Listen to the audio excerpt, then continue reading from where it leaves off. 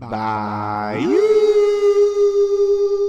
but at least you have a reason why you're laid up. I'm done now. That's it. My lazy spell is good. Is finally coming to an end. But I got comfortable, man. You get comfortable being comfortable. Yeah. Yep. That just sucks you in. No doubt. It definitely does. It's easier to do just nothing. It's the easiest thing in the world. You're just getting absolutely shit for it. And you got to pay on that end. But it's harder to do shit, man. To get it done. It's the grind of it all, man. Especially during a work week where you're just killing yourself for 8 hours or whatever it is that you're working for. And you're just like, damn, the last thing I want to do is mad shit before I got to wake up tomorrow next day to go through this fucking hell again. Yeah. Everything comes with a price, man. Even just being comfortable. Yeah. Just sitting down comfortable. Yeah. Dude, it's a tax on everything. Seriously. You look like a rookie Harold Miner. Who, me? Nice. Oh man, that's funny. Speaking of which, how did the NBA go? Was it to your satisfaction that had the All-Star game? Actually, yeah. So yeah, I changed my mind on that. Not to say that I was like totally 100% against it, even though what was I forgot what I. I remember just being like, if I was a player, thinking like, yo, I would feel this type of way if you're preaching all this like COVID thing, like restrictions and like spacing out games, setting up the schedule for a certain reason so that we're not around each other all the time, and then you set up an All-Star game day where some players have to be around each other all the time again. Well, and, good. No, I was gonna say, and like the setup as far as like I thought that everything was gonna be during halftime. But it turned out that it was just certain things before and then like just a dunk contest during halftime, which went quickly. It didn't go as long as I thought it was going to go. It actually ran like really smooth. So in comparison to like how I thought it was going to go to what was given to us, it was definitely better than what I thought. All right, good. I kind of liked how they threw all that into it. I didn't see it, but how they timed it out, how we were talking about it. Mm-hmm. I was kind of figuring it was going to go like how you're saying it. So yeah, actually a fan of that. All right. I don't even like the dunk contest anymore. I'm with Paul. I like the 3-point contest. Again, 20 years ago, slam dunk contest was crazy. Don't get me wrong. There's still people that do it crazy. We were talking about that dude from Orlando. I forgot his name. Like Gary Payton, Gordon, Levine, like we were talking about all those. Like there are still dudes that dunk and well, but you've seen it all. There's only actually one kid this year tried to do something that if he would have actually pulled it off, that would have been fucking dope. This kid tried to kiss the rim and then dunk. Yeah. He came pretty close to kissing it, but if he actually would have kissed it, like lips on the rim, and then that would have been something I've never seen before. All right. Have him go up there, start tonguing the rim. Get a little finger actually going in. Like, so you can do all that in one jump. Then the rim is gonna be like Me Too. I feel violated somehow. The shot clock is gonna be upset or something. Yeah, pretty much. Yeah. So, all right. So I just want to see what your thoughts were on the All-Star game. No doubt. Up to your satisfaction, get your seal of approval. Yeah. It was good. Now you were talking to me, but I didn't want to make sure it's the right guy, and I'm gonna let you carry the ball from here, like Lou Ottens. That's correct. All right. Go ahead and so explain Lou Ottens is a guy who helped create the cassette that we all know and love, and that we all like. Got our love from music and our DJing and all our other shit that even just recording like normal things that were like our voices, he helped create it. He died on March 6th of this year. He was born in 1926. So this motherfucker was old. Again, he was known for making the cassette and helping develop the compact disc. It was estimated that 100 billion cassettes have been sold like worldwide since the invention of the cassette. And there was a great documentary like actually on him on Amazon, which was pretty good. And they just kind of went into detail as far as like when he when he was born and how he started the whole process as far as like making the cassette. Because like back then, before there was actually a cassette, there was like a big reel to reel thing that they would like work off of. It wasn't like in everyone's home, but like, some certain people had it. And so like after they helped develop that reel to reel, and then like, they sent it out to the world, they just noticed that there was a lot of mistakes as far as like the reel popping off and like all that it would say confusion as far as like trying to put it back together. So he thought of an idea to actually make the cassette or that reel to reel like more compact. So in 1960, they developed the first portable tape recorder, again, which was like the reel to reel one. So ever since then, they started making the smaller cassettes, and they just took off from there. Really big in the 60s, really big in the 70s, really big in the 80s. And during that documentary, they had like certain artists like Harry Rollins. Who else did they had? Ron G, fucking Red Alert, Barbito from Barbito and Stretch, like just talking about like, again, like how important the cassette was, back then. It's like, hey, if you wanted something, the only way to get it was like, hey, if I know somebody that got it, make copies and copies. And again, like we were talking about as far as like the mixtape era back a couple of episodes ago, just how that just like spread the music, and like, again, just how it brought everything together and how it brought people together, and it brought like new sounds. And matter of fact, on this documentary, they even had a dude, I even know that this was possible, that they had a dude like DJing off a cassette. It's like a special holder that you put the cassette in, and you're like actually scratching on it, which I wanted to look more into because it's the first time I've heard of it. But like with going through everything this morning, haven't had a chance to go take a look at it. But very interesting dude, man. So yeah, you said that's on Netflix? This is on Amazon. I saw it. Oh, Amazon. Okay. Yeah, Amazon Prime. Revolutionary. Yeah. I mean, it's in the world scheme of things, it's a small thing, but it's a gigantic thing. It's revolutionary.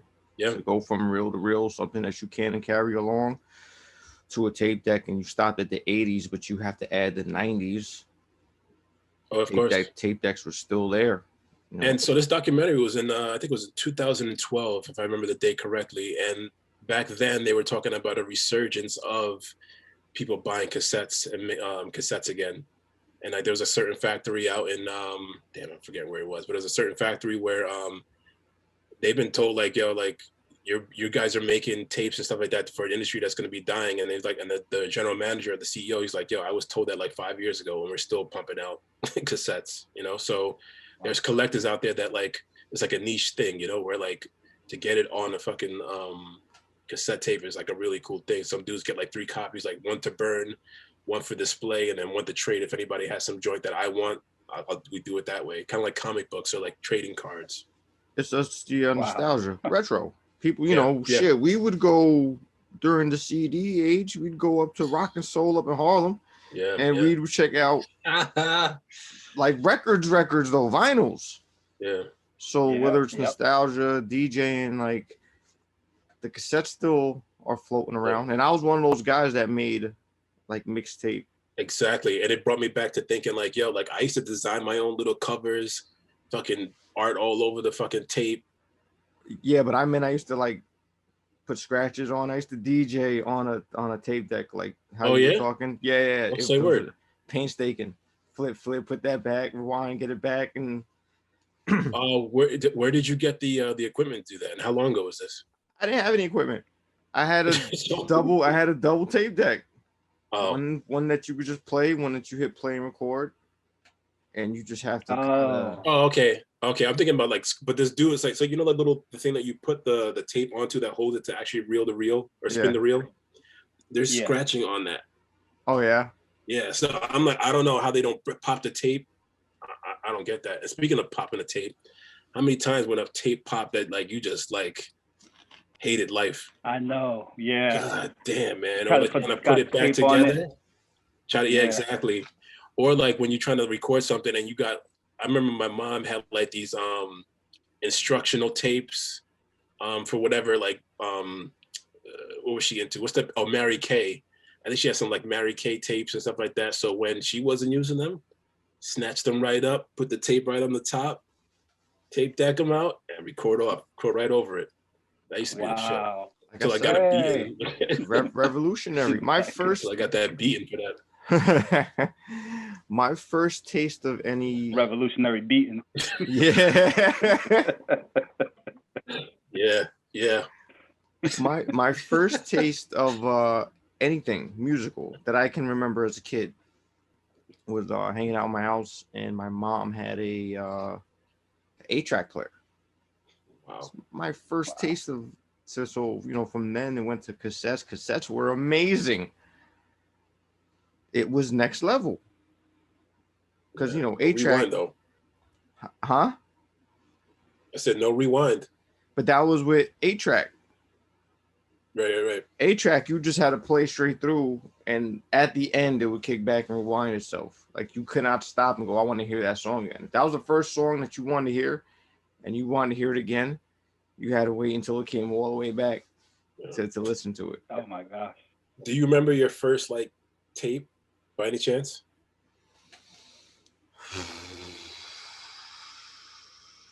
Tape, like I bought tape. Yeah, or maybe the first cassette that you bought, of an artist.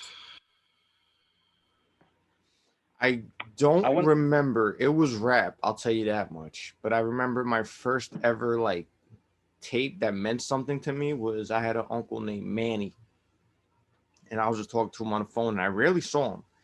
There's a whole thing with that, but he was like, yo, I'm gonna make you a mixtape. Who do you like? I'm a little kid. I'm like, I don't know. I don't. Ninja Turtles. Oh. Yes. He was like, all right, I'm gonna send you something. Don't worry about it. I'm gonna make my own mix, and I'm gonna send you a tape. And he sent the tape, and he made a best of Bob Marley and gave it to this little kid. And I remember hearing it, and that was my first taste of Marley. And as a kid, I'm like, okay, like the little beat, like what he's doing, like what he's saying. Nice. And that was my first love of Marley, and I was a little kid, and that was because I got sent a mixtape by my uncle. Nice. So, yeah. Nice. How about you, Will? Nice. First one was Guns N' Roses, their first album. Nice. Yeah.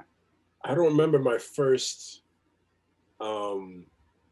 tape, but I remember the first time my dad brought me my first stereo system, and one of the first songs that I would play over and over and over was Scenario 2. I fucking love that shit, to the point where I recorded it off the radio, and my sister was in the room, and as I was recording the song, she switched the station and it switched back. So to this day, whenever I hear that song, I always say whatever song that was cut into for the few seconds, and then I start the song back to how I the regular track, the verse. So right. That's how ingrained, because again you had one shot, when you got it, you got it. Yeah, tapes are pretty cool, man. Yeah. It took a while for me to let go of tapes. I like my tapes. Yeah. It took a while for me to let go of CDs even. You want to carry your big duffel bag of of CDs in your car with you, I mean, just look at where we're at now, though. This technology. We went from 8-track players to now, who has CDs? They just there's no physical copy of anything. Type in, there's no physical copies or anything. Just you look it up and you start to play it, man. That's where we're at. That's crazy. Yeah. And hopefully we progress into something else, man. Just be implanted in our heads. I always think that. I've thought that the next thing is to kind of have a thing in our brains where we have a gallery of songs, and we just tap into it. Oh, I want to hear this song right now, and boom, playing in our head. Not everybody else will hear it, but we can hear it. That'll probably be coming this winter. Yeah. So yeah, man. Soda promo. Pretty good doc. I know. Pretty good documentary. You should check it out if you get a chance. Oh, hold on. And there was a part in the documentary when this guy was talking about how he made a mixtape for this girl that he liked. And maybe I ask you guys, did you guys ever do that? Make a playlist or Never. a mixtape for a girl? Bro, it can be just for a friend. It doesn't have to be necessarily mean a love song thing. Just hey, I'm gonna make you this tape that has dope tracks on it. Yeah. I made a mixtape for every emotion in the spectrum of emotions.